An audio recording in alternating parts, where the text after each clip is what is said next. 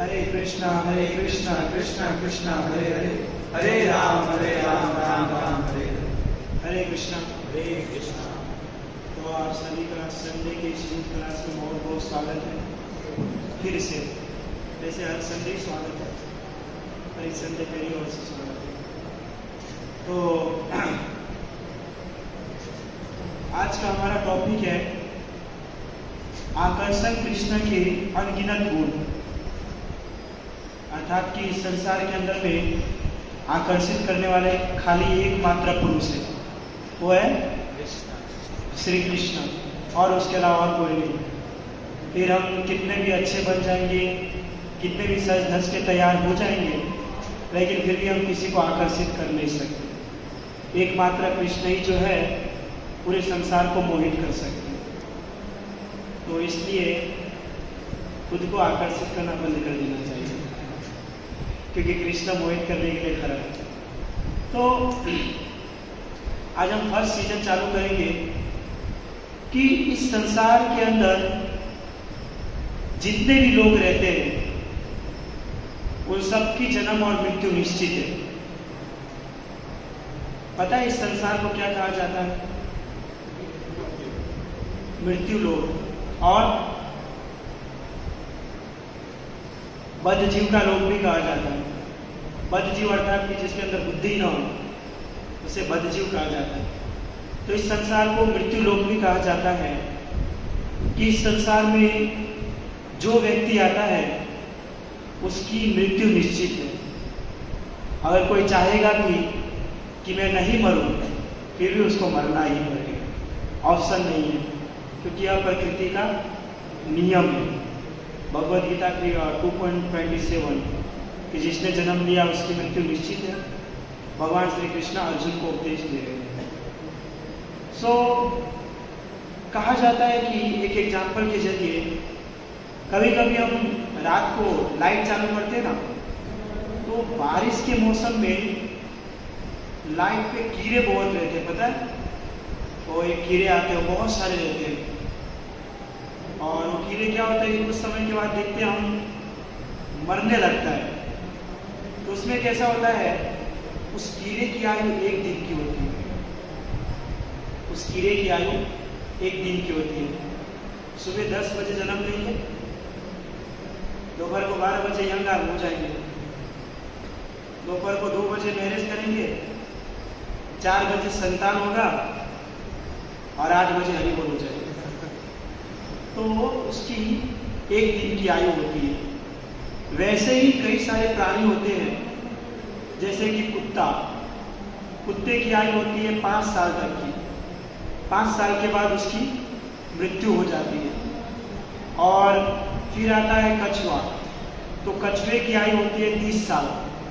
30 साल तक कछुआ जीता है, उसके बाद उसकी मृत्यु हो जाती है।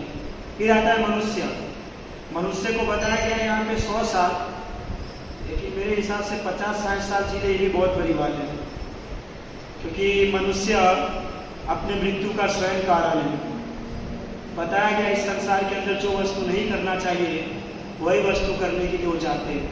जैसे हमने एग्जाम्पल लिया था माइकल जैक्सन का, उसकी क्या इच्छा थी कि मैं 100 साल तक जीऊँगा और बहुत भोग विलास करूँगा, बहुत भोग विलास करूँगा। लेकिन भोग विलास करने वाला व्यक्ति ज़्यादा समय तक जी नहीं पाता। तो क्या हुआ, 50 वर्ष की आयु में, 32 वर्ष की आयु में हरि हो गई, जिसकी इच्छा थी मैं 100 वर्ष तक जीऊँगा। और उसके पास ऐसा नहीं कि धन संपत्ति की कमी थी, बहुत धन संपत्ति, उसके ऊपर करोड़ों लोग मरने वाले थे, लेकिन वो खुद ही मर गया 32 साल के ऊपर। तो मनुष्य की आयु ऐसे देखा जाता है 100 साल ही हम लेंगे शास्त्र के अनुसार। फिर वेल मछली आती है, मछली वेल, उसकी आयु मनुष्य से भी ज़्यादा है। उसकी आयु बताया जाता है 300 से 500 साल तक जीते, 500 साल तक, अर्थात कि मनुष्य से भी ज़्यादा आयु उस वेल मछली की है। परंतु आपको पता है इस सभी जानवर को कौन हैंडल कर सकता है? कौन? भगवान कृष्ण। मनुष्य। मनुष्य हैंडल कर सकता है। आप कहीं पे नौकरी करते हैं तो आप एम्प्लॉयड है, पर आपके ऊपर होगा एक मैनेजर, वो मैनेजर आप सभी को हैंडल करता होगा। तो ऐसे इस सभी जानवर को हैंडल करने वाला कौन है? मनुष्य। मनुष्य जो है प्रत्येक जानवर को हैंडल करता है, भले वो जलचर प्राणी हो, स्थलचर प्राणी हो या रेंगने वाले प्राणी हो। आप हाथी जैसे विशाल प्राणी को भी देखोगे कि मनुष्य जो है बांध करके ले जाता है। कई बार नहीं हमारे घर के पास से निकलते हैं, फिर उसको कुछ देते तो ऐसे आशीर्वाद देता है, तो उसको सब सिखाया जाता है, उसको बताया जाता है। या कई बार सर्कस में शेर, बाघ, चीता ये सबको देखा जाता है, तो ये सबको कौन हैंडल करता है? मनुष्य हैंडल करता है। परंतु श्री गुरुपाद जी कहते हैं कि मनुष्य को कभी जंगली जानवर को कभी भी पालना नहीं चाहिए, जंगली जानवर हो या पालतू प्राणी। तो गुरुपाद जी का फिलोसॉफी है कि अगर कुत्ते को पालोगे, कुत्ते का दास बन के रहोगे, तो अगला जीवन कुत्ते का मिलेगा तुमको, फिर आपको भी कुत्ता ही बनना पड़ेगा। तो एक बार क्या हुआ कि श्री गुरुपाद जी क्लास दे रहे थे अमेरिका में, तो उस क्लास में गुरुपाद जी बताते थे कि किसी भी जंगली जानवर को हमको वश में करके नहीं रखना चाहिए। वश में अर्थात कि पालतू प्राणी बना करके नहीं रखना चाहिए, क्योंकि विदेश में क्या ये बहुत होता है। तो वहाँ पे गुरुपाद जी देखते थे कि जो भी व्यक्ति आता वह अपने साथ कुत्ता या बिल्ली को रस्सी में बांध करके लेके आता। तो गुरुपाद जी कहते थे कि इसको तुम बाहर छोड़ करके आओ, क्लास में कुत्ता या बिल्ली को लाने की जरूरत नहीं है। तो इससे बहुत सारे लोग जो है नाराज होते थे कि गुरुपाद जी ऐसा क्यों कर रहे हैं। लेकिन अगर गुरुपाद जी ने कह दिया यानी वो लास्ट और फाइनल कि आपको बाहर रखना है, तो उसके लिए क्या क्या गुरुपाद जी ने, जहां बहुत बड़ा हॉल था उसके बाहर 2 खंबे लगाए, हॉल के बाहर 2 खंबे लगाए। एक खंबे के अंदर कुत्ते को बांधा जाता था और दूसरे खंबे के अंदर बिल्ली को बांधा जाता था। गुरुपाद जी ने कहा कि जो भी अपने कुत्ते और बिल्ली को लाते हैं वह बाहर ही बांध करके रखे, अंदर लाने की जरूरत नहीं। तो एक समय क्या हुआ कि अमेरिका में एक फ्रांसिस्को के अंदर से एक व्यक्ति आया जिसका नाम था रोजर। रोजर नाम का एक व्यक्ति आया और उसकी ऐसी इच्छा थी कि मैं गुरुपाद जी से पूछूं कि जंगली जानवर या पालतू प्राणी को हम क्लास में क्यों नहीं ला सकते, हम उसको क्लास में क्यों नहीं ला सकते। क्योंकि व्यक्ति जो है कुत्ते को पालता है तो वो भी उसको इसी तरह से लगता है जैसे कि वो खुद का बच्चा हो, लेकिन अगर आसक्त हो जाए तो वही हमारे जीवन का शिकार बन जाता है। उसी के कारण जो आपको अगला जन्म बैकुंठ या गोलोक या मनुष्य जन्म मिलने वाला होगा, तो उसी के कारण कुत्ता, बिल्ली, शेर, चीता बन करके रह जाओगे। जैसे गुरुपाद जी मना किया करते थे, पर उसकी एक जिज्ञासा थी। तो गुरुपाद जी जैसे ही आए तो पूछने के लिए भागने लगा, लेकिन तुरंत गुरुपाद जी क्लास में बैठे और क्लास में बैठते ही गुरुपाद जी ने कहा कि यह जो कृष्ण कथा है, कृष्ण भावनामृत जो है वह मनुष्य के लिए, जानवर के लिए, वह एकमात्र मनुष्य के लिए। क्योंकि हम हर क्लास में सीख रहे हैं कि जानवर चाहेगा तो 16 माला चैंटिंग नहीं करेगा, जानवर चाहेगा तो यहाँ पर आकर के कीर्तन नहीं करेगा, जानवर चाहेगा कि मैं बैठ करके सुबह 8 बजे भागवतम क्लास दूं, पॉसिबल नहीं, यह हो नहीं सकता है। तो श्री गुरुपाद जी ने कहा कि यह जानवरों के लिए या पालतू प्राणी के लिए कृष्ण भावनामृत नहीं है, क्योंकि उस जानवर को यह नहीं पता कि दुनिया क्या है, दुनिया क्या है, दुनिया को किसने बनाया है, हमारा लक्ष्य ही क्या होना चाहिए, इस संसार में हम क्यों जी रहे हैं, यह सब सोचने की क्षमता उसके अंदर है नहीं। हाँ, बस 4 काम पे है, आहार, निद्रा, भय, मैथुन, ये 4 काम करेंगे, बस उसके अंदर वो सेटिस्फाई है। ये सब उसके अंदर जिज्ञासा नहीं होती, कभी भी नहीं होती, ये केवल एकमात्र मनुष्य के लिए होती है। और फिर वहां पे एग्जाम्पल से बताते, जैसे कि सुअर या कुत्ता होता है, सुअर या कुत्ता, तो उसको देखा जाता है कि कुत्ता जो है किसी दूसरे कुत्ते के साथ संग करता है, और वो कुत्ता सिस्टर के रूप में हो, मदर के रूप में हो या कोई भी हो, उसको वो सब चीज का ध्यान नहीं है। किसी के साथ भी रिलेशन बनाता है। और देखते हैं कि जंगली जानवर होते हैं वो रोड पे नग्न अवस्था में ही जाता है। कभी आपने ऐसा नहीं देखा होगा कि कोई कुत्ता जो है पैंट शर्ट पहन करके रोड पे जा रहा है, या कोई बिल्ली जो है चनिया चोली पहन करके घूम रही हो। ये कभी पॉसिबल नहीं है।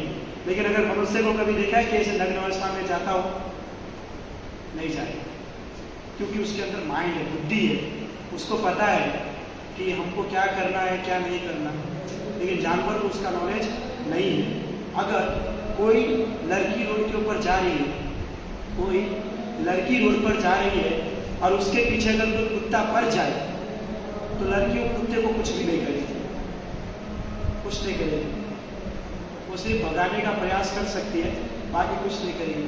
पर वही रोड के ऊपर उस लड़की के पीछे कोई लड़का भागे तो उस लड़के को जेल में बंद होना पड़ेगा। आप समझ पा रहे हैं कि कुत्ते जब उसके पीछे भागा तो उसको कुछ नहीं करेंगे, पर लड़के भागेंगे तो उसको जेल में जाना पड़ेगा, उसका कंप्लेन करेगा। जाति का फर्क होता है। ऑफिस सोचने विचारने की धारणा में कि लड़के की विचारधारा क्या है, वो सब समझता है, सब जानता है, लेकिन कुत्ता के अंदर वो सब चीज़ समझने की जानने की शक्ति नहीं है। इस प्रकार इंसान जो है, इंसान के अंदर बुद्धि है, वह हर चीज़ को सोच सकता है, हर चीज़ को समझ सकता है। जानवर कोई चीज़ को सोच या समझ नहीं सकता, तो उसके अंदर इतनी बुद्धि नहीं होती है। हम बताते हैं कि बहुत बार ट्रैफिक होता है, तो ट्रैफिक का जैसा जैसा सिग्नल होता है वैसे उस रूल्स को हमको फॉलो करना पड़ता है। लेकिन जंगली जानवर के लिए वो रूल्स नहीं होता है ना। अगर आपका रेड लाइट चलता है तो हम सब स्टॉप हो जाते हैं, लेकिन अगर वहाँ पर कुत्ता हो तो उसमें भी वो राजा बन के निकलता है, कोई उसे रोक नहीं सकता, टोक नहीं सकता। क्यों? क्योंकि पता है उसके अंदर बुद्धि नहीं है, इसलिए उसको छोड़ दिया जाता है। लेकिन अगर हम जाए तो पॉसिबल नहीं है, वो नहीं सकता। तो कहा जाता है कि इस प्रकार मनुष्य जो है, मनुष्य के अंदर एक सोचने की क्षमता है, मनुष्य के अंदर सोचने की क्षमता है जो जानवरों में नहीं है। मनुष्य यह सोच सकता है कि यह दुनिया क्या है, मनुष्य सोच सकता है कि यह दुनिया क्या है, या सूर्य जो है चमक रहा है तो सूर्य क्यों चमक रहा है। अगर किसी खेत के अंदर में धान जो है उग रहा है तो वह क्यों उग रहा है, या ये हवा जो बह रही है वह हवा क्यों बह रही है, या देखा जाता है कि मौसम जो बदल रहे हैं ये मौसम क्यों बदल रहे हैं, खाने पीने की जो व्यवस्था होती है वो कहाँ से हो रही है, या लोग जो है भोग विलास करते हैं तो कैसे कर पाते हैं। यह सब सोचने की क्षमता जो है वह मनुष्य के अंदर है, जंगली जानवर के अंदर नहीं। तो जंगली जानवर को हैंडल करने वाला कौन है? मनुष्य। लेकिन मनुष्य को भी तो कोई हैंडल करने वाला होगा ना। हाँ, अगर कोई मैनेजर है ऑफिस के अंदर तो उससे बड़ा जो उनका सेट होगा वो मैनेजर को हैंडल करता होगा। मैनेजर जो है जितने एम्प्लॉय होते हैं उन सबको हैंडल करते हैं। उसी प्रकार अगर हम इस संसार के अंदर में जंगली जानवर को हैंडल करते हैं तो हमको भी हैंडल करने वाला कोई होगा?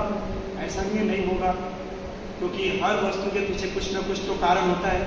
कारण के बिना तो कोई काम होता नहीं, कोई काम नहीं। ऐसा नहीं है कि हम दिन भर जाते हैं, सुबह से लेकर के रात तक काम करते हैं और सोचते हैं प्रभु जी हमारा पैसा लेने का इच्छा नहीं है, पगार लेने का इच्छा नहीं है, 1 महीने के लिए ऐसे ही जाते हैं, फ्री में काम करके आ जाते हैं। उसके पीछे हमारा कारण होता है कि हमको कुछ सैलरी मिलेगी, इसके लिए हम वहाँ पर जाकर के काम करते हैं।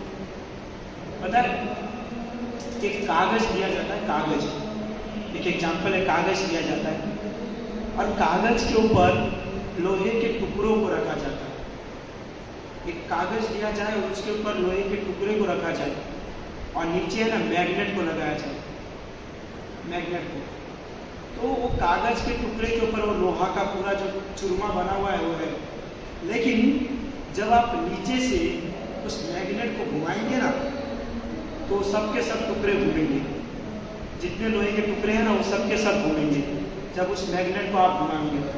तो उसी प्रकार बताया गया कि संसार के अंदर भी प्रत्येक वस्तु घूम रही है, पृथ्वी भी घूम रही है, मौसम भी आ रहे हैं जा रहे हैं, बादल भी एक स्थान से दूसरे स्थान पे जा रहे हैं।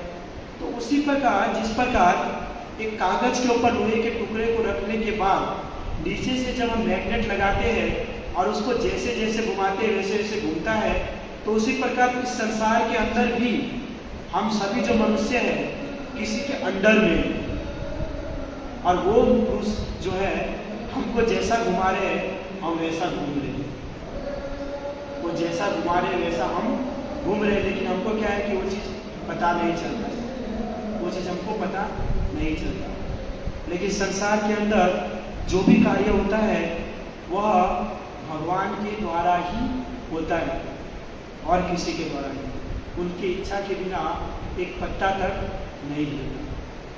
एक एग्जाम्पल लेते हैं, जैसे होता है जड़ पदार्थ और चेतन पदार्थ, दो प्रकार के पदार्थ हैं। जड़ पदार्थ किसे कहते हैं? यस नो नहीं बताइए। जड़ पदार्थ किसे कहते हैं? विकास को जड़ पदार्थ। भगवद गीता कौन कौन रीडिंग करता है? मेरे हिसाब से दूसरे ही अध्याय में। कौन से अध्याय में पहुंचे लोग? पहले देता तो ठीक है। जब बताते जीवों की बात हो रही है, जीव जड़ पदार्थ क्या है? जिसमें संप वगैरह आते हैं। जिसके अंदर संप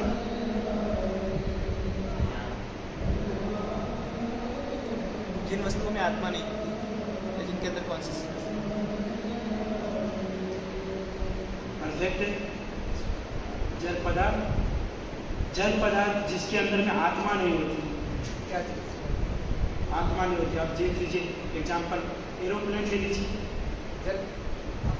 जल पदार्थ का आपने जल पदार्थ मिलेगा। जल पदार्थ जल सखल। आप पता है साइंस में पढ़ते थे जल और अचल, जल और चेतन होता है। भगवद गीता रीडिंग करेंगे ना तो उसके अंदर बताया गया है जल पदार्थ और चेतन पदार्थ। सजीव और निर्जीव की बात। हाँ, सजीव और निर्जीव, वही जल और अचल, सजीव निर्जीव और जल और चेतन। तो जल पदार्थ जो होता है ना, जल पदार्थ के अंदर में आत्मा नहीं होती। जैसे खिड़की है, पंखा है, टेबल है, पेंसिल है, आपको सिखाया जाता था साइंस में, लकड़ी है, इरेजर है, शॉर्पनर है, इस सब के अंदर आत्मा नहीं है। एक्चुअली क्या वर्ड का फर्क पड़ गया ना, इसके लिए सजीव निर्जीव बोलते मैं समझ सकता और भगवद गीता में तो जल चेतन लिखा है, इसलिए आप सजीव निर्जीव बोलते हैं क्योंकि भगवद गीता से चलना पड़ेगा। तो इस सब के अंदर आत्मा नहीं है। आप इरेजर को काट दोगे तो ऐसा नहीं इरेजर रोता रहेगा। इरेजर यानी रबर को काटेंगे तो ऐसा नहीं रोएगा। या पंखा के स्क्रू को ढीला करके पंख निकाल दोगे तो ऐसा नहीं है कि वो बोलेगा मेरे पंख को क्यों काट रहे हो, है ना। तो उसको कहते हैं जड़ पदार्थ। और दूसरा आता है चेतन पदार्थ। चेतन किसे कहते हैं?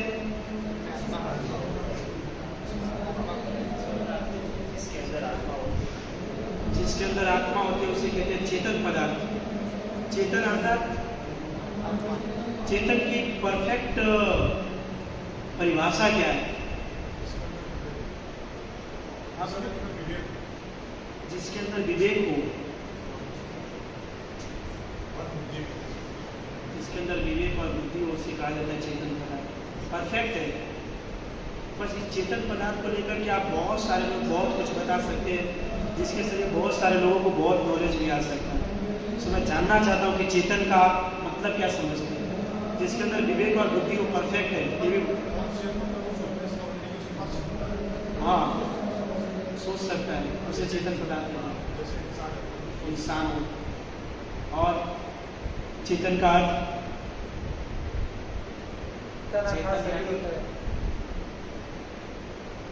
बताए क्या होता है? तन, शरीर यानी चेतन। ओके, चेतन यानी चेतना, और चेतना का जो फील होता है, जो फील कर सकता है वो चेतन पदार्थ। बहुत बढ़िया। और कोई चेतन का ऐसा नहीं कोई बताएगा पूरी चेतन मेरा ही नाम है। चेतन का अर्थ और किसी को कोई बताना चाहेंगे चेतन अर्थात क्या? नहीं? Okay done. चेतन का अर्थ सबसे परफेक्ट बताया प्रभु जी ने, यस प्रभु, कि जिसको फील किया जा सकता है। फील किया जा सके। अब देखिए कैसे होगा, शरीर के अंदर आत्मा है, दर्द आत्मा है, तो आत्मा के होने के कारण हम प्रत्येक चीज को फील कर पाते हैं। आत्मा के होने के कारण हम सब चीज को फील कर पाते हैं कि हमारे अंदर चोट लगता है तो हमको पता चलता है, कोई चिमटी काट ले तो हमको पता चलेगा, या कुछ हो जाएगा, बीमार पड़ जाएगा तो हमको पता चल जाएगा। और वही आत्मा अर्थात की जो चेतना है वो अगर शरीर से बाहर निकाल दिया जाए तो आपको चिमटी काटा जाएगा तो भी कोई फर्क नहीं पड़ेगा, काट दिया जाएगा तो भी फर्क नहीं पड़ेगा, उठा करके तापी नदी में फेंक दिया जाए तो भी फर्क नहीं पड़ेगा। तो जब तक शरीर के अंदर में एक चेतन जो रहता है, चेतन अर्थात कि आत्मा का ही स्वरूप है, और आत्मा के रिलेटेड उसी को कहा जाता है जाकर देखा जाए तो, लेकिन एक होता है कार्य करने वाला पदार्थ शरीर के अंदर। सो चेतन जो है वह शरीर का बहुत इम्पोर्टेंट हिस्सा है। उसके जरिए व्यक्ति प्रत्येक वस्तु को फील कर सकता है, समझ सकता है, जान सकता है, मैं कौन हूँ, क्या है, मेरा क्यों जन्म मिला है, इस पृथ्वी पर आकर के मुझे क्या करना है। तो ये क्या है, जब उसके अंदर में चेतन रहेगा तभी हो सकता है। एरोप्लेन विचार करे कि मैं यहाँ क्यों आया हूँ, मुझे कहाँ लैंड करना है, मुंबई जाना है, दिल्ली जाना है, ऑस्ट्रेलिया जाना है कि कहाँ जाना है, तय नहीं कर सकता। चेतन जैसे कि आपने कहा कि जिसके अंदर आत्मा का समावेश होता है, इसी प्रकार जैसे मनुष्य के तन में है चेतन आत्मा का समावेश, उसी प्रकार पशुओं में भी होता होगा आत्मा का समावेश। बिल्कुल, ये पक्षों में नहीं है ना, आप समझ सकते हैं सजीव और निर्जीव से सबसे बेस्ट भगवदगीता का जड़ और चेतन को समझना तो सजीव निर्जीव सबसे बेस्ट है। कि जो व्यक्ति के अंदर हलचल होता है उसे सजीव, और जिसके अंदर हलचल नहीं होता उसे निर्जीव।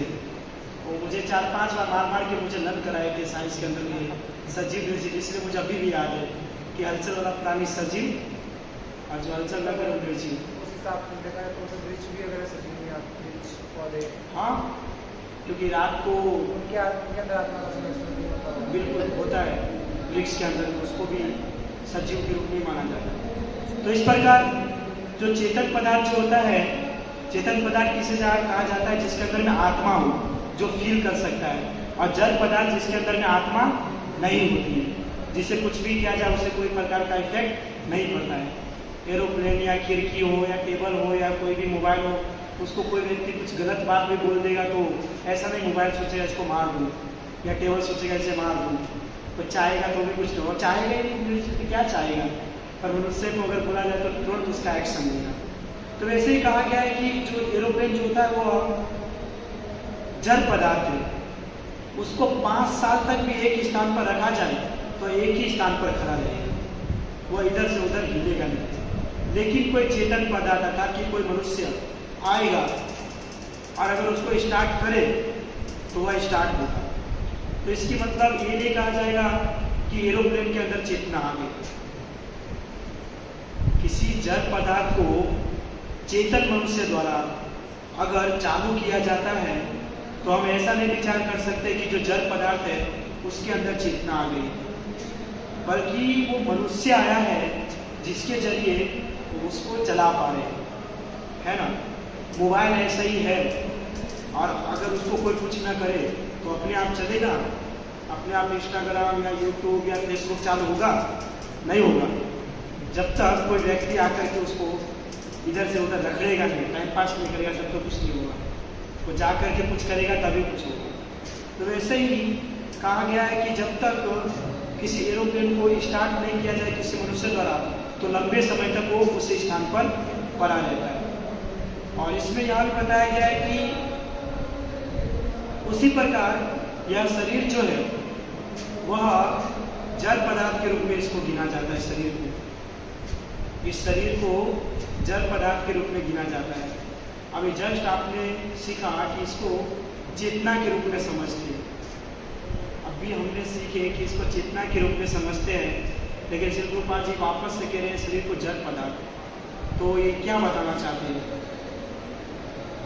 शरीर को हमने अभी जस्ट चेतना का, शरीर को अर्थ दिया गया है जड़ पदार्थ को, अंदर की जो चेतना है जिससे हम कॉन्शियस करते हैं उसको चेतना कहा गया है। अर्थात मतलब जब शरीर से आत्मा निकल गई तो ये तो हमारा जय पदार्थ हो गया ना। हाँ। शरीर हाँ। किसी काम का नहीं रहा, हाँ कहीं भी फेंक दो, कुछ भी कर दो, कोई कुछ नहीं करना, जबकि अब उसके अंदर आत्मा है वो हो सकता है पॉसिबल। बिल्कुल ऐसा ही है, क्योंकि प्रभुपाद जी कहते हैं कि जब तक शरीर के अंदर में अगर आत्मा है तो वह चेतन पदार्थ है, और जैसे ही शरीर के अंदर से आत्मा निकला तो वह जड़ पदार्थ हो जाता है। कई बार ऐसा होता है कि हम बाजार में जाते हैं शॉपिंग करने के लिए, तो कोई व्यक्ति है गुलाब जामुन खरीदता है, तो गुलाब जामुन खरीदता है तो उसके अंदर में एक पैकेट दिया जाता है, उस पैकेट के अंदर में रख करके गुलाब जामुन को दिया जाता है। ऐसा नहीं वो आपके हाथ पे देता, जाओ लेकर के जाओ, 5 किलो गुलाब जामुन है, 2 हाथ में दे दिया और लेकर के घर पे जाओ, तो बोला उसका पूरा जो स्वीटनेस है जो पूरा नीचे गिर जाएगा उसका रस, फिर गुलाब जामुन कोई काम का नहीं होगा। तो क्या है कि एक पॉलीथीन के अंदर में उसको दिया जाता है गुलाब जामुन को, और उसको ले जा करके हम घर पे जाते हैं और उसको निकाल करके एक डिश में या प्लेट में या किसी भी वस्तु में निकाल के रखते हैं। फिर क्या करते हैं, वो जो पॉलीथीन होते हैं उसका क्या करते हैं हम डस्टबिन में डाल देते हैं ना। अब बहुत सारे लोग इकट्ठा करके रखते हैं, अब बाद में काम आएगा, किसी को कुछ देना हो तो आजकल ऐसा होता है। पॉलीथीन लगाने का क्या काम आएगा? हाँ उसमें सीढ़ियाँ लगाने का क्या काम आएगा? तो क्या होता है कि उस पॉलीथीन को हम डस्टबिन में डाल देते हैं। उसी प्रकार जब तक यह शरीर के अंदर में आत्मा रहता है, इस शरीर को सब तैयार करते हैं, रेडी करते हैं, एकदम तरीके से फैंसी बनाते हैं, और जैसे शरीर के अंदर से आत्मा बाहर निकलती है, इसको जाकर के शमशान घाट में जला दिया जाता है, या वो ऐसा जल पदार्थ बन जाता है जिसको जितने समय तक के लिए एक जगह पे रखो वहीं पड़ा रहेगा, वो हिलेगा डुलेगा नहीं।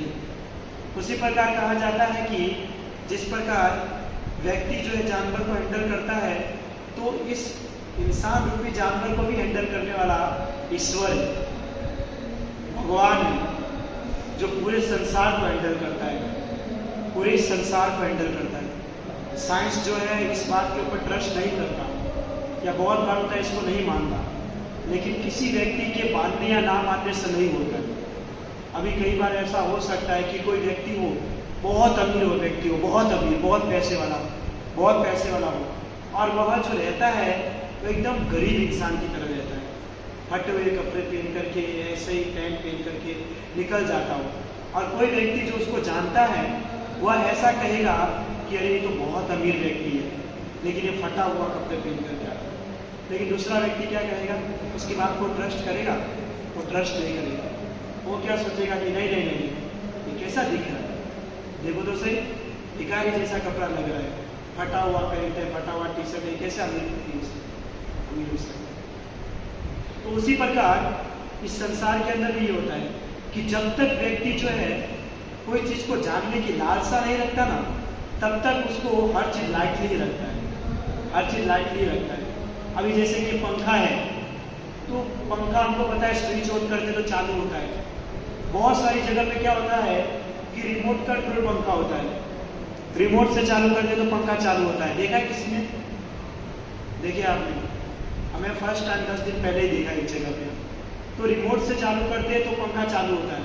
अब इसमें क्या होगा, कई सारे लोग इस पर ट्रस्ट करेंगे, कोई नहीं करेगा, बोले अब ये तो हो ही नहीं सकता, हमने देखे ही नहीं। तो किसी व्यक्ति के देखने या मानने या ना मानने से ऐसा नहीं होता, जो चीज है वो है, वो है, क्योंकि सभी मनुष्य का एक जैसी बुद्धि नहीं है, एक जैसी बुद्धि नहीं है। कोई मनुष्य है साइंस को पढ़ करके बहुत सारे नॉलेज इकट्ठा कर लिया है, और किसी के पास कुछ नॉलेज नहीं है। तो ऐसा नहीं है कि नॉलेज वाला व्यक्ति किसी दूसरे को बोले तो बोलेगा कि ऐसा नहीं है। अब उसको सोचने की बात यह है कि तुम्हारे अंदर इतना नॉलेज नहीं है कि तुम इस चीज को समझ सको, तुम्हारे अंदर इतना नॉलेज नहीं है कि तुम इस चीज को समझ सको, इसलिए तुम रॉन्ग हो। तो वैसे ही जब तक व्यक्ति जो है कृष्ण भावना वृत्ति में नहीं आता, कृष्ण भक्ति साधना में नहीं आता, तब तक वह भगवान को नहीं समझेगा। भगवान क्या है, भक्ति क्या है, साधना क्या है, उसको नहीं समझ सकता।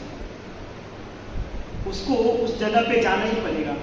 केवल 10th स्टैंडर्ड का मम्मी पापा ने बुक ला करके आपको दे दिया और बोलेगा घर पे बैठ करके पढ़, कुछ नहीं पढ़ पाओगे, गधे के गधे ही रहेंगे जब तक स्कूल नहीं जाएगा।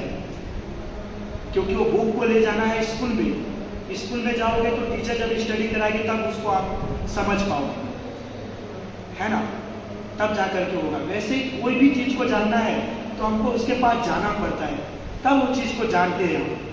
कोई मूवी है, मूवी नहीं रिलीज हुई है तो हम देखने जाएंगे तो उसके बारे में हमको पता चलेगा। जब देखने ही नहीं जाएंगे तो हमको पता चलेगा? या हमारे सोचने विचार में सोच जाएगा कि नहीं ऐसा होगा, वैसा होगा, ऐसा होगा, तो थोड़ी होगा ऐसा। इसको बनाने वाला कोई और है, जाओगे तो पता चलेगा। तो वैसे ही क्या होता है कि जो साइंटिस्ट होते हैं या साइंस के जो स्टूडेंट होते हैं वो क्या है, इसकी ओर कभी भी आकर्षित नहीं होते, इस ओर कभी भी बढ़ते नहीं है। और बढ़ते ही नहीं है तो इसको जानेंगे कैसे? हाँ, वो जानेंगे कैसे?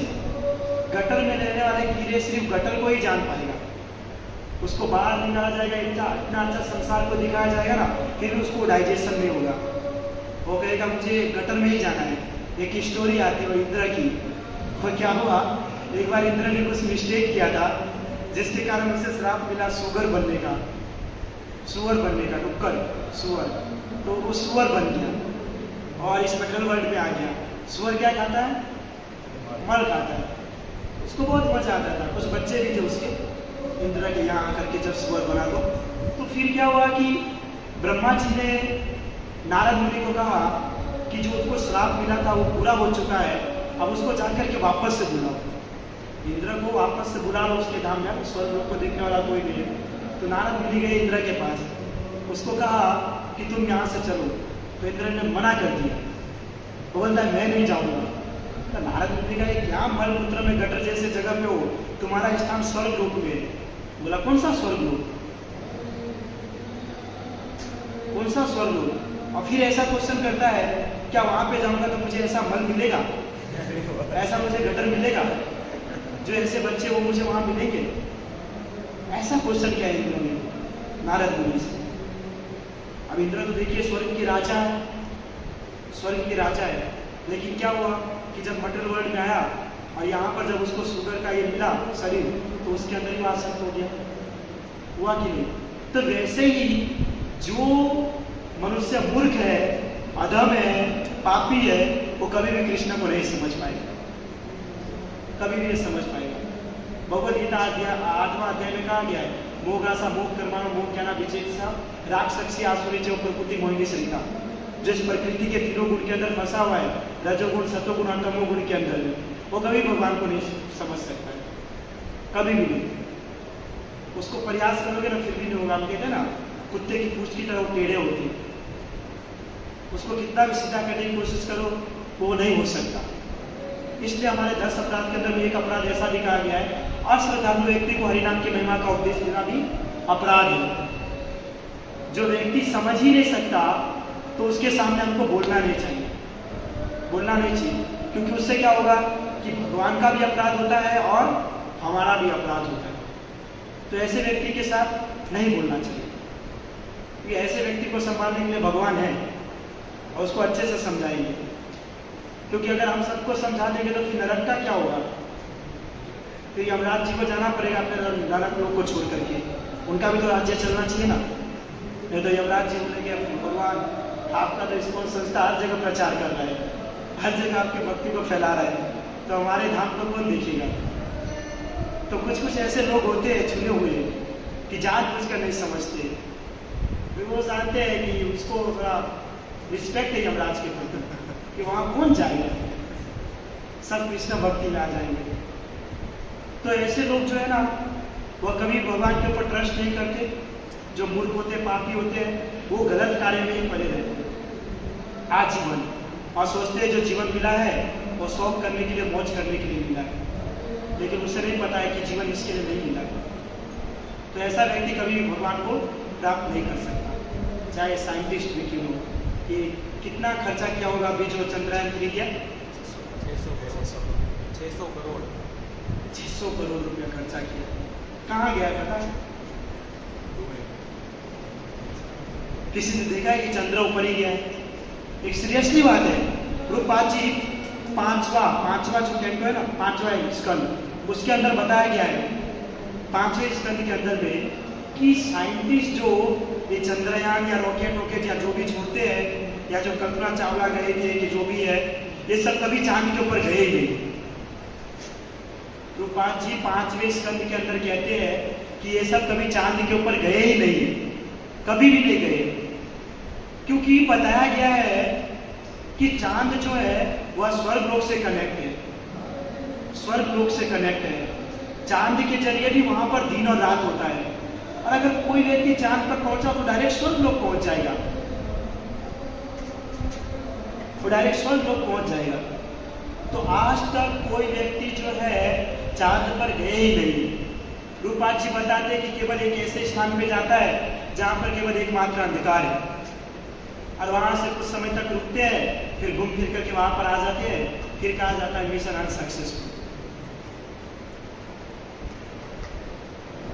Mission unsuccessful. अच्छा, कभी ऐसा बता कि चंद्र को ऐसे मतलब कि रॉकेट को भेजा गया हो और बताया गया हो कि हाँ दूसरे ब्रह्मांड के ऊपर में जीवन सक्सेस, ऐसा कभी बताया है? अभी तक वो पॉसिबिलिटी नहीं हुआ। हाँ प्रभु, अभी तक पॉसिबिलिटी नहीं हुआ। प्रभु वो क्या है, वो सिर्फ इतना ही बताएगा कि ऐसा हो सकता है, संभावना। हाँ, क्योंकि होने ही वाला नहीं है, होने ही वाला नहीं हो तो ऐसे ही बोलेंगे ना। कभी हमको नहीं जाना होता है कहीं तो हम क्या बोलते हैं कि देखूंगा अगर टाइम मिला तो, क्योंकि हमको जाना ही नहीं है, देखूंगा क्या टाइम मिला है, वही डायरेक्टली बोलते हैं, डायरेक्टली नहीं बोलते कि नहीं आना है। उन्होंने आज तक कभी भी ऐसा नहीं कहा कि हाँ ये सक्सेस हो जाएगा, हो सकता है हो जाएगा, हर चीज में हो सकता है। पहले से जिस व्यक्ति को संदेह हो वो व्यक्ति कौन सा कार्य कर सकता है? किसी को प्रचार किया जाए कि कृष्ण भक्ति में आए और उसको पहले से संदेह हो कि मैं आ पाऊंगा कि नहीं आ पाऊंगा, यहाँ पर क्या होगा क्या नहीं होगा, क्या पता है लोग ने साधु संत बना दिया, कुछ कर दिया, तो वो कभी भक्ति में आ ही नहीं पाएगा, क्योंकि पहले से वो क्या बोलते हैं कंफ्यूज है, हाँ माइंड डाइवर्ट हो गया है पहले से, तो कभी भक्ति साधना नहीं कर सकता। तो वैसे ही साइंस जो है ना कभी भी ठोस प्रूफ नहीं देता है कि इस बार सक्सेस होगा ही, 600 करोड़ लगा ले, 800 करोड़ लगा ले, कितना भी, लेकिन कभी भी सक्सेस होने वाला नहीं है, वो अनसक्सेसफुल ही होगा। अभी देखिएगा चंद्रयान 3 गया है ना, ये गया तो हुआ है, कुछ नहीं होगा, कुछ समय के बाद आएंगे वापस, फिर यही अनसक्सेस। हाँ लोग हाँ हाँ,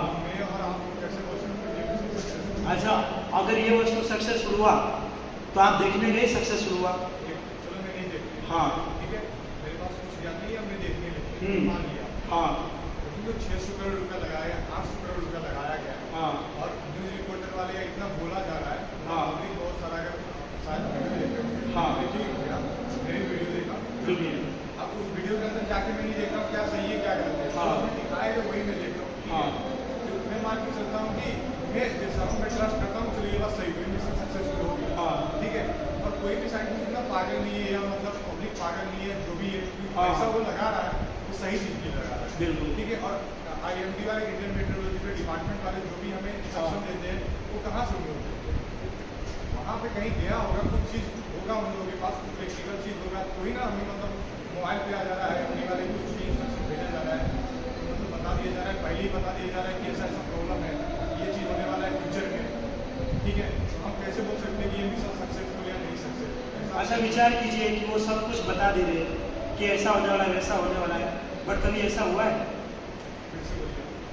मतलब वो जो बताते हैं कि ऐसा होने वाला है, यहाँ पे ये होने वाला है, इस तरीके से आएगा, इस तरीके से जाएगा, कभी ऐसा हुआ है? साइक्लोन के बारे में जो भी है लोग मतलब आगे न्यूज बहुत सारा आता है, साइक्लोन अभी हुआ था उसके बारे में उन लोग बोल देते कि हम होने वाला है, ठीक है, कितना विंड स्पीड में चलेगा ये भी उन लोग बता देते हैं, ये कैसे बता देते हैं?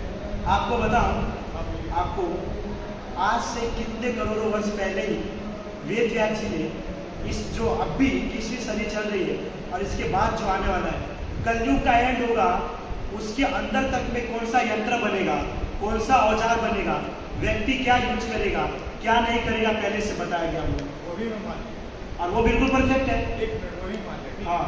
बिल्कुल परफेक्ट है, ठीक है। तो आपने क्या बोला कि कलयुग आएगा, मनुष्य का पतन होगा, ये सब भी आपने बोला ना? हाँ। सही बात है, ये होगा ही। बिल्कुल। क्योंकि अगर मनुष्य गलत चीज में जा रहा है, कोई पी रहा है, कोई गलत चीज खा रहा है, तो obviously वो बिल्कुल। कलयुग है ही ना। वो व्यास जी बोले, गीता बोले, मनुष्य अगर वो खा रहा है, वो सामने दिख रहा है कि पक्का ये जाएगा। ओके ब्रो, देखिए भगवान बचाने नहीं आने वाला है कि वो मतलब पी रहा है, वो जा रहा है, तो वो गलत चीज खा रहा है, मांस मटन ले रहा है, कुछ भी मतलब जो भी हुआ है, हाँ। जो कुछ भी है, वो ले रहा है, तो पक्का पता है कि इसका हार्मफुल होने वाला कुछ ना कुछ होगा ही। बिल्कुल परफेक्ट। ये आप भी बता सकते हो, मैं भी बता सकता हूँ। ओके, एक सिंपल एग्जांपल है, हम साइंस का ही लेंगे। डार्विन की थियरी आपको पता है? मैं उतना ज्ञानी नहीं। ज्ञानी की बात नहीं, मैं आपको सिर्फ बता रहा हूँ। आप साइंस के ऊपर ट्रस्ट करते हैं ना? ट्रस्ट की मैं बात नहीं कर रहा हूँ। नहीं। मैं देखिए, एक मिनट, आप गलत सोच रहे हैं। हाँ। मैं ट्रस्ट और ना ट्रस्ट, मैं ना कोई है ना साइंटिस्ट। मतलब आप ऐसा बता रहे कि उन्होंने जो बताया वो हो सकता है। आपका कहने का मतलब क्या है कि आपने सिर्फ डायरेक्ट बोल दिया कि ये मिशन जो है अनसक्सेसफुल है, हाँ। होता नहीं है, ठीक है। हाँ। तो लेकिन मैं ये मतलब जितने सारे लोग बैठे ये कैसे मान जाए कि ये मिशन अनसक्सेसफुल हुआ है। अच्छा। और इतने सारे लोग बैठे ये भी कैसे मान जाए कि ये मिशन सक्सेसफुल हुआ है, ठीक है। अच्छा ओके, हाँ, ठीक है ब्रो। बोलिए आप। डार्विन का नियम आपको पता है? डार्विन के नियम में साइंस ने ऐसा बताया कि बंदर से मनुष्य बना है। इस वस्तु को किसी ने देखा या किसी ने समझा नहीं, या कभी ऐसे सामने से भी नहीं देखा कि कोई बंदर है और कुछ समय के बाद वो मनुष्य बन जाए। इसको साइंस कह रहे हैं कि बंदर से मनुष्य बना है। क्या परफेक्ट वर्ड है? बंदर से मनुष्य। हाँ। बिग बैंग थियरी साइंस बता रहा है कि बहुत सारे अणु थे, परमाणु थे, ये सब ब्लास्ट हुआ और ये पृथ्वी की रचना हो गई। तो बहुत सारे ब्लास्ट और पृथ्वी की रचना। हाँ, अब हम ऐसा करेंगे कि कल 5-6 सुद्धि बोम, परमाणु बोम सब लाएंगे और यहाँ पर जगह बचा हुआ है, वहां पर जाकर के फोड़ देंगे और दूसरा इस्कॉन टेम्पल को खड़ा कर देंगे। मैंने आपको क्या बोला? आप मतलब आप 2-4 एग्जाम्पल मेरे को देते हैं, आप मेरा कोई अलग है। मैं आपको बताना क्या चाह रहा मैं समझ रहा हूँ, हूँ। हाँ, कि जो मैं आपको बता रहा हूँ उस तरीके से, और वो गॉड के ऊपर भी ट्रस्ट नहीं करते। सबसे बड़ी बात, इसके ऊपर भगवान के ऊपर ट्रस्ट नहीं करते हो, सबसे बड़ी बात है। साइंस का अगर आप स्टूडेंट की बात करो, स्टूडेंट कोई नहीं मानता। मैं आज 5 साल से साइंस के एक स्टूडेंट को प्रीचिंग करने की बात कर रहा हूँ। मेरे को उदाहरण तो मतलब पर्सन का नाम याद नहीं है, लेकिन जितने भी मतलब हुए फिलोसफर हुए, दार्शनिक जो भी हुए, तो मतलब ये सब चीज का वेदांत का और गीता का अध्ययन किए हुए। देखिए आप जो बोल रहे हैं ना, वो ना पता है, मैं आपको बताता हूँ नाम। आइंस्टाइन है, डॉक्टर अब्दुल कलाम है, और वो कौन थे का जो भाभा, हम पूरे के बताओ। विक्रम भाई साराभाई। हाँ, विक्रम भाई साराभाई, ये 3-4 जन सब रीडिंग करते थे, वो उसको फॉलो करते थे। अभी एक साइंटिस्ट ने उसने कुछ एक्सपेरिमेंट किया था, एक कांच के अंदर में बॉडी को रखा था, साइंस के अंदर में, और ये कांच के अंदर में बॉडी को रखा था, और उसमें क्या था कि उसको देखना था कि ये शरीर के अंदर में कुछ ऐसा जीव है कि नहीं जिसके जरिए शरीर चल रहा है या नहीं। तो उसमें क्या हुआ कि जब उस साइंटिस्ट ने उस बॉडी को कांच के अंदर में रखा, कुछ समय के बाद बॉडी की जब एंडिंग पॉइंट आई तो उसके अंदर से एक जो जीव है वह कांच को फोड़ते हुए बाहर निकला, कांच को फोड़ते हुए बाहर निकला। सो उसको पता था कि ये क्या चीज है, या उसको पता था कि इस शरीर के अंदर कुछ ऐसा चीज है जिसके कारण ये शरीर चल रहा था, लेकिन उसको उस टाइम पे प्रूफ क्यों नहीं किया? अगर उसको उस टाइम पे प्रूफ किया होता तो आज जो साइंस स्टूडेंट पढ़ रहा है या साइंटिस्ट जो भी कार्य कर रहे तो भगवान के ऊपर ट्रस्ट कर सकता था, जान पाता था। आपने अभी विक्रम साराभाई, एपीजे अब्दुल कलाम और इसका और नाम आइंस्टाइन का नाम लिया। इन लोग आपने क्या बोला कि ये फॉलो करते थे, ठीक है। और आपने ये भी बोला कि बहुत सारे साइंस के स्टूडेंट लोग नहीं मानते हैं। अब देखिए, आप समझाने जिस लोगों को तो जान ही सकते हो, अब जो लोग समझ रहे हैं मतलब वो जानते हैं कि भाई ये चीज सही है, देखिए सही है। ये 3-4 जो साइंटिस्ट है वो भगवत गीता को, 3-4 होंगे मतलब। हाँ ओके, हमारा नजर जितना दूर तक उतना हाँ, तक, कोई बात ये कुछ समय रीडिंग कर रहे थे भगवत गीता जो भी हो, लेकिन जब इन्होंने इतना बड़ा एक्सपेरिमेंट किया तो इससे पूरा देश सुधर सकता था कि नहीं? इतना बड़ा एक्सपेरिमेंट किया था उसने कि उसके अंदर उसने देखा था कि शरीर के अंदर से जीव निकला है, आत्मा निकला है, उसको पता था। अगर आज बोल दिया रहता कि शरीर के अंदर में कोई ऐसी चीज है जिसके जरिए यह शरीर चल रहा है और उस चीज के निकलते ही यह शरीर हमारी नष्ट हो जाएगी, तो आज पूरा संसार जो है बिलीव करते इस चीज के ऊपर में। उसने क्या बोला कि मतलब आत्मा निकल गई है। उसने कुछ भी नहीं बताया, कुछ भी नहीं बताया। उसने सामने में देखा लेकिन कुछ भी नहीं बताया। यूट्यूब के ऊपर इसका वीडियो भी है शायद। ये वाला वीडियो में नहीं देखा और ना मेरे को इस बारे में पता था, वो आपने बताया है। हाँ तो मैं ब्रो मैं बैठा हूँ तो मैं तो समझाने के लिए बैठा हूँ। लेकिन आत्मा निकल रही है, ठीक है, ये हाँ। आपने इससे पहले रिपीट किया था, मतलब जब आप बता रहे थे कि आत्मा निकल रही है, ठीक है, मेरे मन में आया तो आत्मा सत्य है, अजर है, अमर है, बोला गया है, ठीक है, तो आत्मा निकल कैसे, ये मेरे मन में अभी भी हो। अच्छा हो गया, ठीक है, बहुत अच्छी बात है। देखिए आत्मा अमर है, आपका शरीर अमर थोड़ी है। हम मान शरीर अमर नहीं। हाँ तो वही देही नस्विन यथा देह कौमार यौगम चरा तथा देहांतर प्राप्ति धीर तत्र न मोहति। जिस प्रकार एक बच्चा जो जन्म लेता है वह कुछ समय के बाद कुमार अवस्था में आता है, कुमार अवस्था के बाद कुछ समय में जाकर के यंग अवस्था में आता है, यंग अवस्था के बाद दूसरे समय में ओल्ड अवस्था में जाता है, उसके बाद उसकी मृत्यु होती है और वापस से उसके कर्म के अनुसार उसको दूसरा शरीर प्राप्त होता है और उसी शरीर के अंदर में उसका दूसरा जो आत्मा है ट्रांसफर होता है। नैनम सिद्धंति शस्त्राणि नैनम धरती पावक चेना करेदंती आपन सोचती मारुतम। आत्मा को न कोई मारा जा सकता है, न काटा जा सकता है, न सुखाया जा सकता है, न भिगाया जा सकता है। वो अचल और अमर है।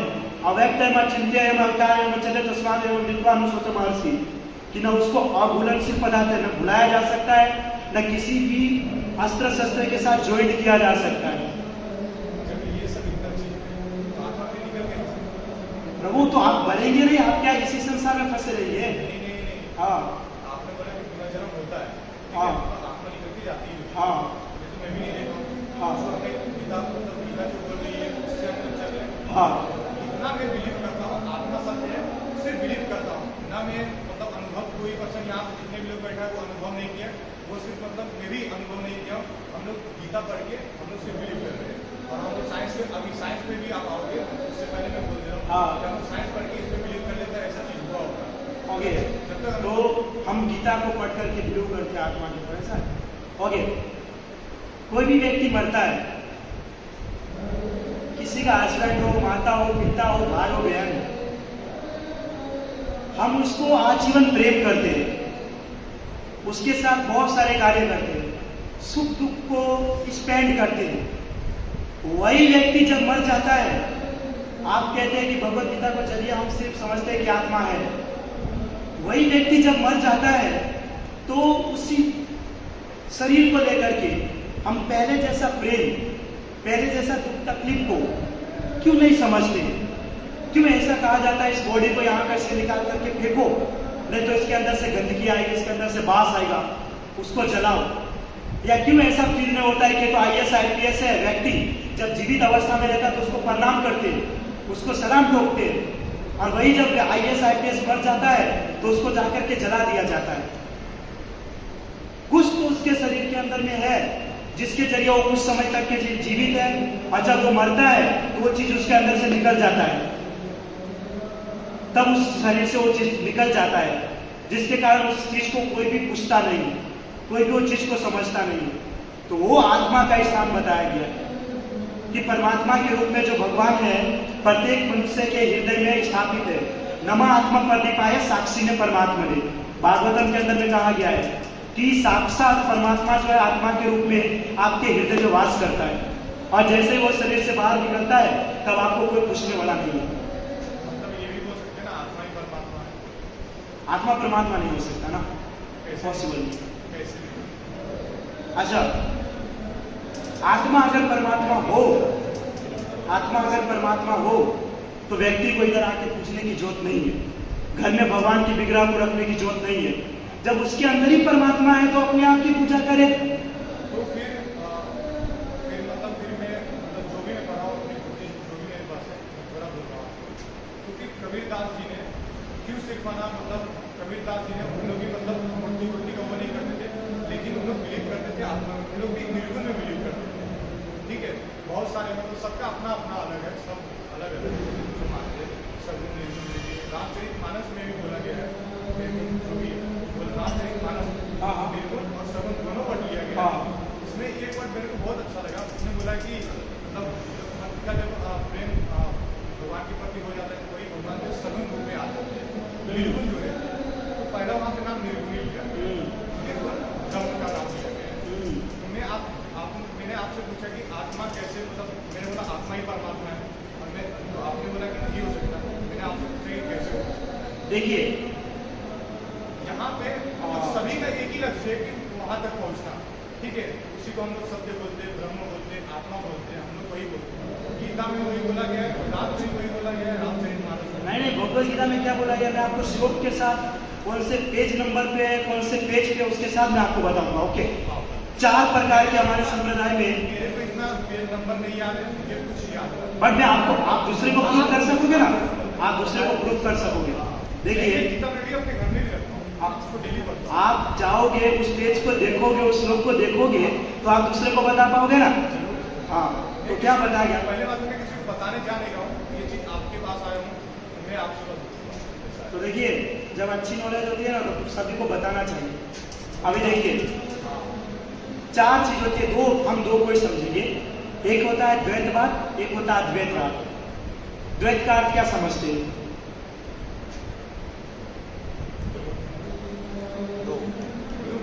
द्वैत का अर्थ होता है दो। संस्कृत में द्वैत यानी दो होता है, दो, आत्मा और परमात्मा। और अद्वैत का अर्थ होता है एक। द्वैतवाद का सिद्धांत दिया था शंकराचार्य ने। द्वैत, द्वैत, अद्वैत यानी होता है एक। अद्वैतवाद का सिद्धांत शंकराचार्य ने दिया था। द्वैत का मतलब मैं जो समझ रहा हूँ, एक आत्मा होती है तो एक आत्मा और एक प्रकृति, मैं ये समझ रहा हूँ। सुनिए सुनिए, एक मिनट। दो द्वैत का अर्थ होता है कि दो, होता है, दो होता है, और अद्वैत का अर्थ होता है कि एक, मतलब सिर्फ एक ही वो एक आत्मा होता है, है। उसको ही शंकराचार्य ने कहा अद्वैत होता है। देखिए द्वैत का जो फिलोसॉफी है ना, शंकराचार्य जो है ईश्वर और जीव दोनों को एक बताते थे। जैसा आपने कहा कि ब्रह्म, ब्रह्म, और ब्रह्म का अर्थ बताते हैं शंकराचार्य कि वो जीव भी ब्रह्म है और परमात्मा जो है वो भी ब्रह्म है।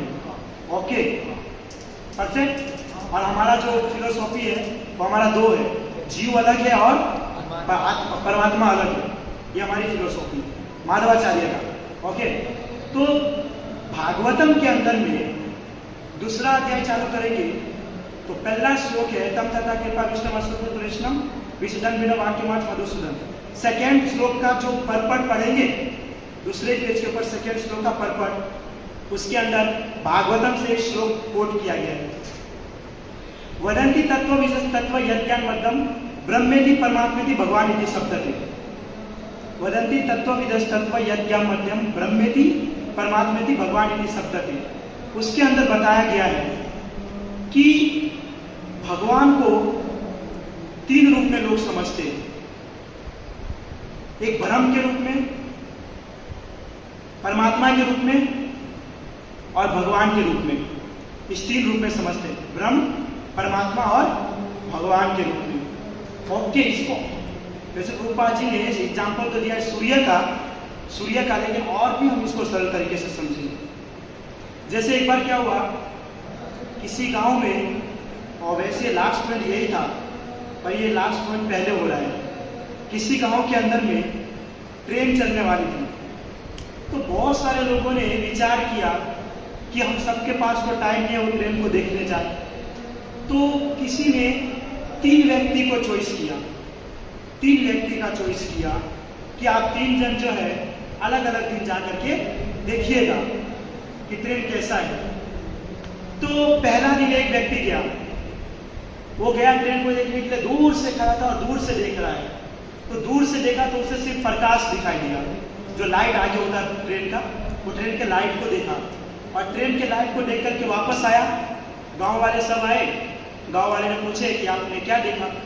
तो बोला कि वो ट्रेन जो है एक प्रकाश के जैसा दिखता है, एक लाइट के जैसा दिखता है। तो बोला ठीक है, डन। दूसरे दिन दूसरे व्यक्ति को भेजा, दूसरा व्यक्ति गया, वो ट्रेन को देखा तो वो खड़े होकर के देख रहा था दूर से तो उसको प्रकाश दिखा।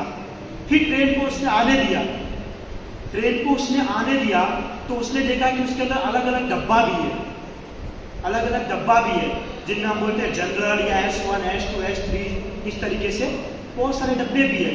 तो उसने आकर के कहा ट्रेन के अंदर तो प्रकाश दिखता है लेकिन उसके अंदर डब्बे भी अलग अलग। ओके डन है।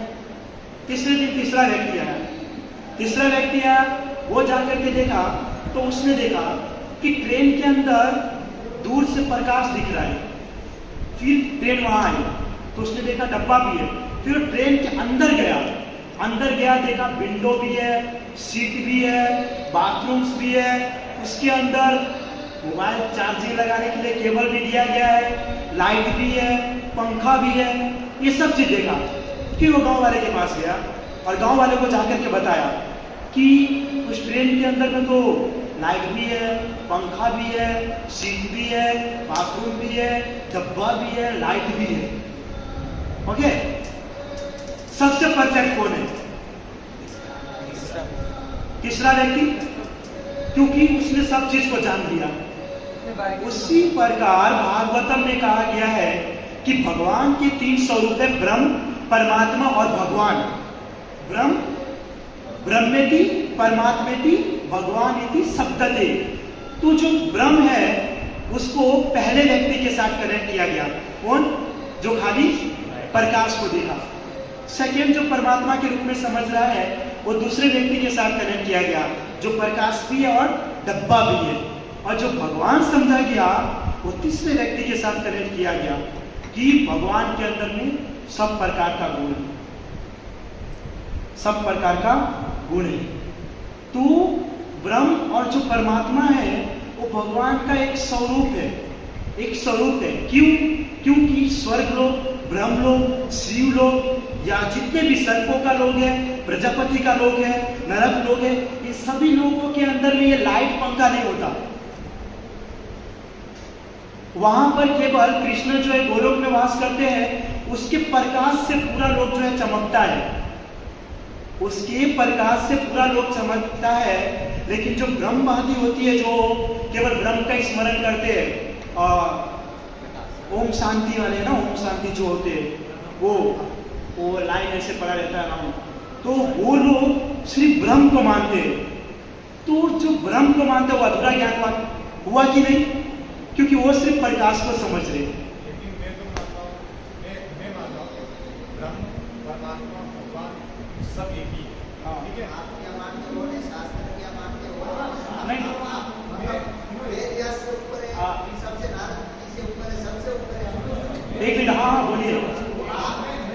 नहीं, हरि बोल, हाँ ठीक है।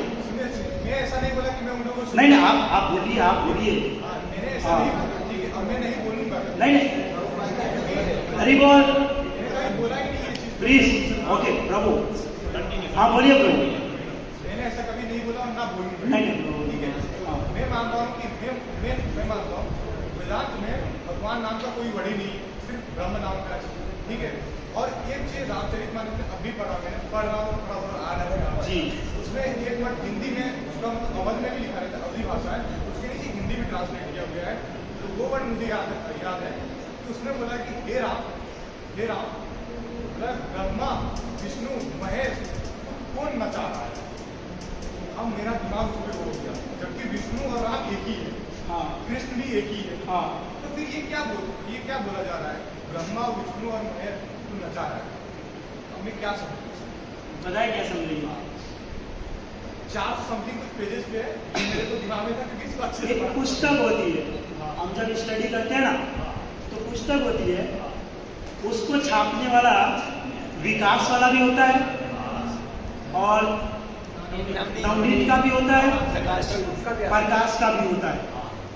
अब ये तीनों में से कौन सा परफेक्ट है, जब तक आप उसका स्टडी नहीं करेंगे तब तक आपको नहीं पता चलेगा। उसी प्रकार शास्त्र को लिखने वाला या भगवत गीता को लिखने वाले कई सारे व्यक्ति हैं, कई सारे व्यक्ति। हम ऐसा नहीं कह रहे कि आप इस्कॉन के जो श्री प्रभुपाद जी ने जितने भी शास्त्र लिखे हैं आप उसको फॉलो कीजिए। गीता प्रेस वाले का मोस्टली चलता है यहाँ पे रामचरितमानस। नहीं, मैं जो बोला है कि सुन लीजिए कि आप उसको ही फॉलो कीजिए, ऐसा नहीं है। आप हर घाट घाट का पानी पी करके आइए, फिर हमारे शास्त्र को उठाइए, फिर आपको अपने आप पता चल जाएगा कि वेद व्यास जी ने जो प्रमुख रामायण है उसके अंदर क्या कहा, कि वेद व्यास जी ने जो भगवत गीता का अध्याय किया, जो बताया, उसके अंदर क्या लिखा गया है, और जो आजकल के जो मनुष्य अपने हिसाब से जो बता रहा है या जो लेख लिख रहा है कि इस व्यक्ति के द्वारा भगवत गीता लिखा गया है, इस व्यक्ति के द्वारा भगवत गीता लिखा गया है, वो क्या है। तो जब हम सब शास्त्र को पढ़ेंगे तो जाकर के आपको नॉलेज आएगा। गीता प्रेस गोरखपुर का भगवत गीता मैंने 7 अध्याय पढ़ा, ओके। भगवत गीता 3.9, भगवत गीता 3.9 इस पेज के ऊपर है। भगवत गीता में श्री प्रभुपाद जी का 3.9 नंबर श्लोक, उसके अंदर बताया गया है यज्ञ तदत्र रोगम कर बंधन तदत्र कर्म कौन्त्या मुक्त संग समाचार, कि अगर व्यक्ति को यज्ञ करना है या कर्म के बंधन से मुक्त होना है तो एकमात्र श्री विष्णु के लिए यज्ञ करना चाहिए। और गीता प्रेस गोरखपुर के अंदर 3.9 में श्लोक यही है, अनुवाद में लिखा गया है, पढ़ सकते सब जाकर के अनुवाद के अंदर, कि आपको कर्म बंधन से मुक्त करना है, होना है, तो परमात्मा की भक्ति साधना कीजिए। अब हम इतने पावरफुल तो नहीं कि कौन परमात्मा है, कौन परम ईश्वर है, और उसने कहा परमात्मा की आराधना कीजिए। आज लोग शिव जी को भी बड़ा बता रहे, गणेश को भी बड़ा बता रहे, दुर्गा देवी को भी बड़ा बता रहे, लेकिन कौन परफेक्ट है? नवनीत वाला परफेक्ट है, प्रकाश वाला परफेक्ट है, कि विकास वाला परफेक्ट है? सो यहां पर सभी चीजों का जड़ निकाल करके, मूल निकाल करके, सरोपनिष्ठ गौ दुग्धा गोपाल नंदना पार्श्व सजोली भुक्ता गीता मृतम रहता, पूरे शास्त्रों को निचोड़ करके, सब जगह से निकाल करके आपको इस कौन के अंदर से इस शास्त्र को बताया गया है। लेकिन हम नहीं कहते कि आप इसके ऊपर ट्रस्ट कीजिए, इस चीज को मानिए। पहले पूरी जगह से जितने लोगों ने प्रकाशन किया है वो सबको पढ़िए, उसके बाद इस्कॉन में आकर के परम पूज्य भक्ति विकास स्वामी महाराज जी का रामायण, श्री गुरुपाद जी का भगवत गीता रीडिंग कीजिए, आपके सारे क्वेश्चन क्लियर हो जाएंगे।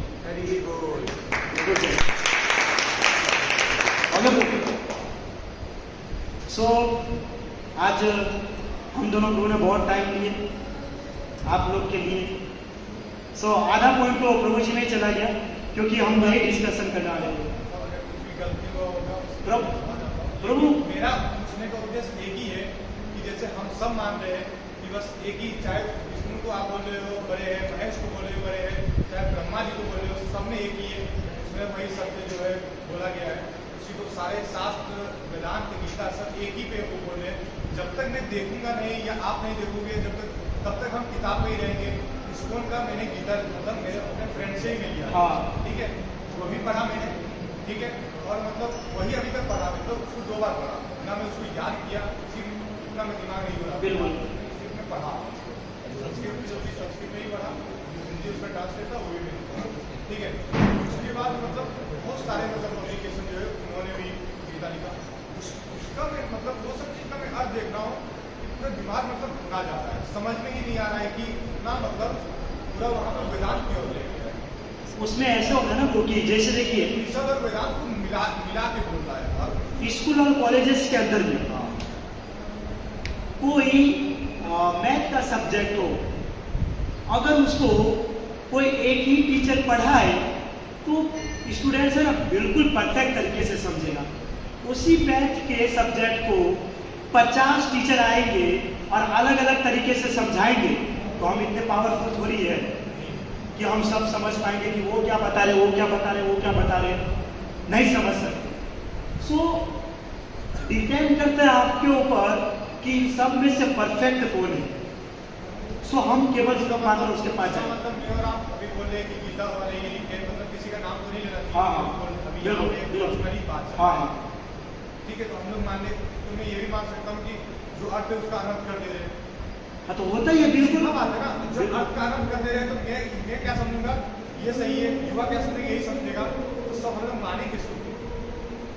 भगवत गीता 4.2 एवं परंपरा प्राप्त एवं राजऋषि विधि सा काले नाम महता योग नष्ट परंतप, उसके अंदर भगवान ने कहा है परपट के अंदर में कि आज इस संसार के अंदर में कई सारे लोग जो है अपने मन से, अपनी इच्छा से, अपने बुद्धि से बहुत सारे लोग अलग अलग तरीके से भगवत गीता के ऊपर लेखन कर रहे हैं। परपट के अंदर में कहा गया है बहुत सारे लोग अपने मन से, अपनी इच्छा से, अपनी बुद्धि से भगवत गीता का लेखन कर रहे हैं। लेकिन हमको जो परंपरा वाइज चलते आ रहे हैं उसके अंदर ही ट्रस्ट करना चाहिए। अगर अभी आपको कहा जाए कि आपको ये कार्य नहीं करना है, आपको ये कार्य नहीं कर रहा है और आपके परंपरा में, आपके कुल में दादा नाना परदादी के शामिल से चलते हुए आ रहे हैं, तो आप उसको फॉलो करोगे कि जो अभी बोला उसको फॉलो करेंगे? जो परंपरा और कुल से आ रहा है चलता उसी को फॉलो करेंगे ना। इसके पास ज्यादा एक्सपीरियंस है उन्हीं को, हाँ ब्रो, इसके पास ज्यादा एक्सपीरियंस है उन्हीं को फॉलो करेंगे। तो मतलब इसमें ऐसा होगा, जैसे आपने बोला कि दादा दादी इन लोगों के पास एक्सपीरियंस है, हाँ। नया पीढ़ी वाले उनके पास एक्सपीरियंस नहीं है। मेरा कहने का मतलब है मैं उनका बात कर रहा हूं।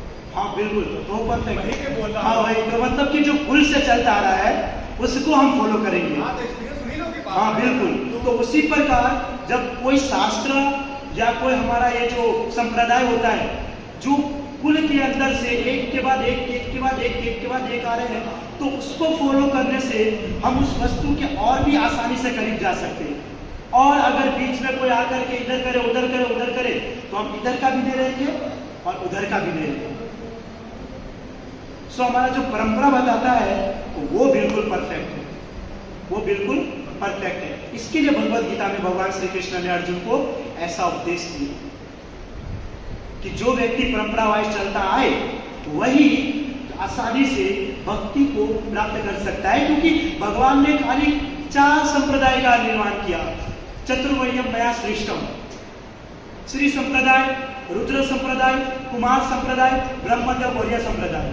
4 संप्रदाय के अंदर रहते हुए कोई व्यक्ति भजन साधना करता है सब भगवान को प्राप्त करेगा, और जिसको नहीं प्राप्त करना है वो तो अभी के समय में अनेकों संप्रदाय उत्पन्न हो रहे हैं, बहुत सारे संप्रदाय उत्पन्न हो रहे हैं। और हम खड़े होकर के हम भी कर सकते हैं कि हमको ये करना चाहिए, 50 लोगों की टोली बनाएंगे और कुछ समय के बाद वो भी खड़ा हो जाएगा। लेकिन शास्त्र जो प्रमाणित करता है उसकी बात अलग है और लोगों का जो बोलना है वो अलग है। तो इस प्रकार से प्रभु है। सब में एक श्लोक है लेकिन उसमें भगवान का नाम या किसी का नाम नहीं लिया गया है। उसमें सिर्फ यही बोला गया है कि हमें जो है मतलब असत्य से सत्य की ओर ले जाए, ठीक है, और अंधकार से प्रकाश की ओर ले जाए। अस्तुमा सद्गमय तमसुमा ज्योतिर्गमय। हाँ, इसमें भगवान का नाम आया ही कहाँ है? अच्छा, ठीक है, इसमें नहीं आया है। असत्य से सत्य की ओर ले जाए। हमने सत्य को मानना उनकी वही थी, परमात्मा, भगवान और ब्रह्म, यही मैं मानता हूँ सत्य को। मैं मान रहा हूँ मतलब मेरे दिमाग में, क्योंकि अभी मतलब यही समाया ही नहीं, अब सत्य को तो यही मानूंगा मैं। बहुत अच्छी बात है आपको।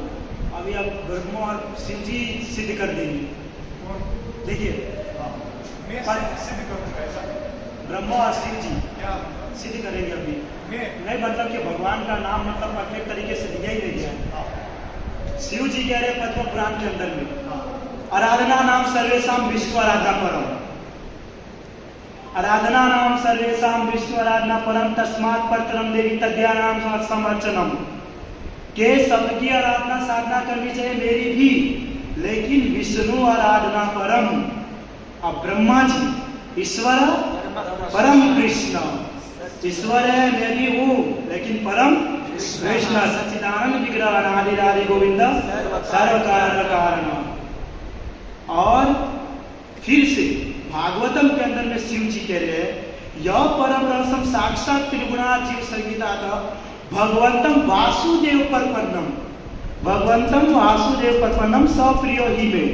इस संसार के अधिष्ठाता देव एकमात्र भगवान श्री कृष्ण है।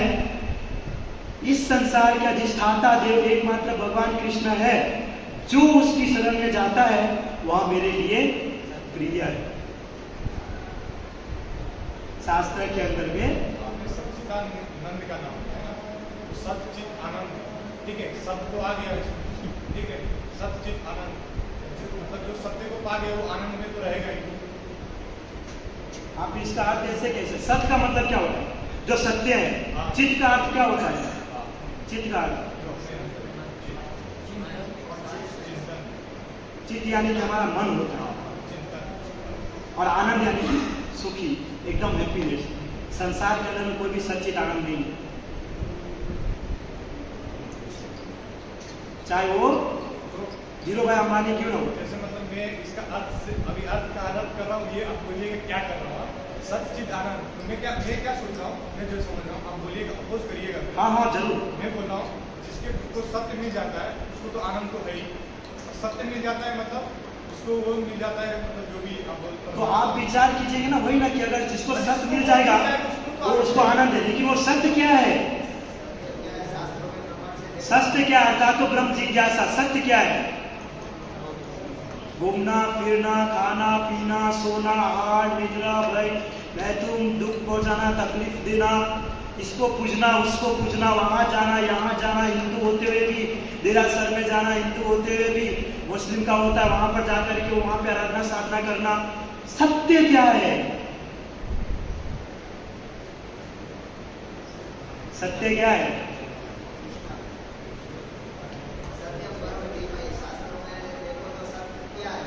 आत्मा ही सत्य बोला गया है वेदांत में और उपनिषद में।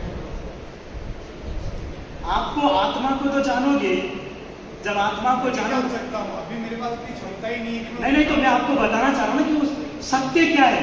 जब तक आप उस सत्य को जानोगे नहीं और तब तक आप सच्चे एकदम आनंद में नहीं आ सकते। और इसको सत्य को जानने में लोग 84 लाख योनि में घूमते रहते, लेकिन ये सत्य को नहीं जान पाते। लेकिन जब जानने का समय आता है तो उसको इग्नोर करते। कपिल मुनि माता देवहूति को उपदेश दे रहे थे, बहुत अच्छी बात है। तो उसके अंदर ये बताया गया कि 84 लाख दरवाजे थे और उनको कहा कि एक दरवाजा सिर्फ है जिसके अंदर से आप निकलोगे तो बाहर जा सकते हो। उस मनुष्य के हाथ में पट्टी बांध दिया।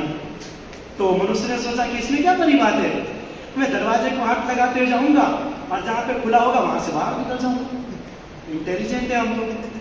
तो इसने स्टार्ट किया, सब किया स्टार्ट। 1 लाख 2 लाख 3 लाख 4 लाख 50 60 70 80 84 लाख पे जैसे ही आने वाला था उसके पीठ में खुजली आई, पीठ में खुजलाना चालू किया। खुजली चालू हुआ तो उसको वहां पे स्टॉप होना चाहिए। खुजली करते करते आगे निकल गया और फिर से पहले डब्बे से चालू हो गया। फिर से पहले डब्बे से चालू हुआ, 84 पे आया, फिर से खुजली स्टार्ट हुआ, फिर से चल रहा है। बार बार बार बार बार वो 84 लाख योनि के अंदर में घूम रहा है, लेकिन उससे बाहर नहीं निकल पा रहा। तो ऐसे ही क्या होता है कि हम भी बार बार यही एफर्ट करते हैं, लेकिन जब परफेक्ट ज्ञान आता है तो हमको खुजली आती है, हम उसको एक्सेप्ट नहीं करते।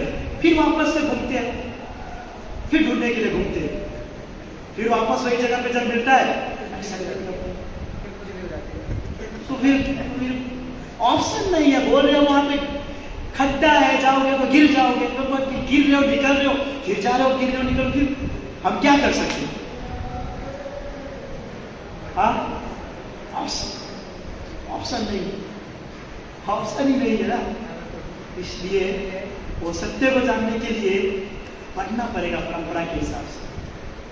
परंपरा के हिसाब से हमको बढ़ना पड़ेगा। हर जाता ही नहीं ट्रू, मैं ऐसा नहीं बोल रहा हूँ। परंपरा के लिए जाता ही नहीं, ठीक है, क्योंकि क्योंकि जो भी है मेरे पास जो भी है उसी को मैं अध्ययन करता हूँ। आप मुझे एक मस्त पॉइंट बनाओ, एक सिंपल है लास्ट कि एक बार जो श्री प्रभुपाद जी ने भगवद गीता लिखा ना, वो ध्यान पूर्वक पढ़िए। 1 से लेकर के 18 अध्याय, 1 से लेकर के 18 अध्याय। मुझे लगता है अगर आपने ध्यान पूर्वक 1 से 18 पढ़ लिए तो इन सबसे इंटेलिजेंट आप बन जाएंगे।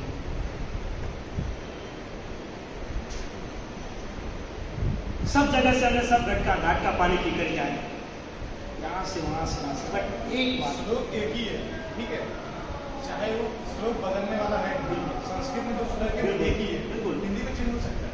बिल्कुल। तो मैं वही तो बोलना चाह रहा हूँ, कोई भी जो लेखक है वो श्लोक को थोड़ी चेंज करेगा, अपने मन से, अपने बुद्धि से, अपने चित्त से वो अपना अनुवाद लिखेगा। तो वही तो अनुवाद को मैं पढ़ने के लिए आपको बोल रहा हूँ कि प्रकाशन वाला अलग छापता है, विकास वाला अलग छापता है, नवनीत वाला अलग छापता है। तो वैसे ही सबने अलग अलग तरीके से अनुवाद लिखा है। तो श्री प्रभुपाद जी अनुवाद में क्या किया उसको रीडिंग करके देखिए, तो हमको इसका भी फिलोसॉफी पता चले कि वो ब्रह्म है, परमात्मा है, कि भगवान है, कि निराकार है, कि शून्यवादी है, कि मायावादी है। वो सबका परफेक्ट ज्ञान आएगा। तो फिर रामचरितमानस में ऐसा क्यों बोलते हैं? रामचरितमानस तो ऐसा ही है कि वो वेद व्यास जी ने लिखा है, वेद व्यास जी ने लिखा है कि आपने जो पढ़ा है वो किसी और ने भी लिखा होगा। अवधित में आपको बोल रहा हूँ कि अवधि जो भाषा है वो तो सेम ही रहेगा, अवध भाषा में जो है वो सेम ही है हर जगह, चाहे आप किसी का भी था, लेकिन उसका हिंदी एक ही शब्द के है ना बहुत सारे अर्थ निकाले जाते हैं। निकाले जाते हैं। बिल्कुल एक ही शब्द के बहुत अर्थ निकाले जाते हैं। तुम क्या कर रहे हो उसको एक सिंपल तरीके से हम बोल सकते हैं तुम क्या कर रहे हो, और बोला तुम क्या कर रहे हो।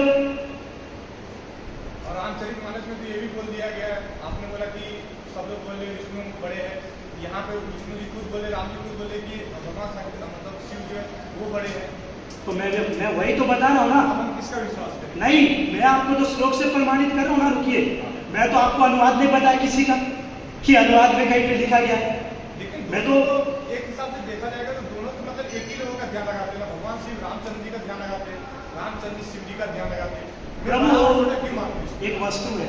क्यों माने ये बड़े ये? हाँ, एक वस्तु है। अब एक बार क्या हुआ कि भगवान कृष्ण जो है उनके पिता वासुदेव थे, भगवान कृष्ण के पिता वासुदेव थे। तो एक बार वासुदेव जी ने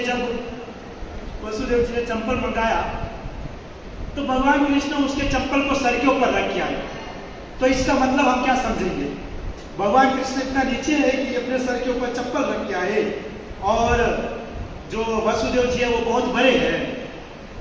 चैतन्य महाप्रभु ने कहा नाम विष्णु न च नरपति नाम वैष्णव शूद्र नाहम वनो न च गृहपति नो नष्टो एक कृपा किंतु क्रोध निखिल परमानंद पुण्य विताप्ते गोपी बंधु पद गम्य दास। जो स्वयं चैतन्य महाप्रभु कृष्ण का बोलता मैं गोपी का दास हूं, दास है, सर्वेंट, आई एम सर्वेंट, नौकर हूं।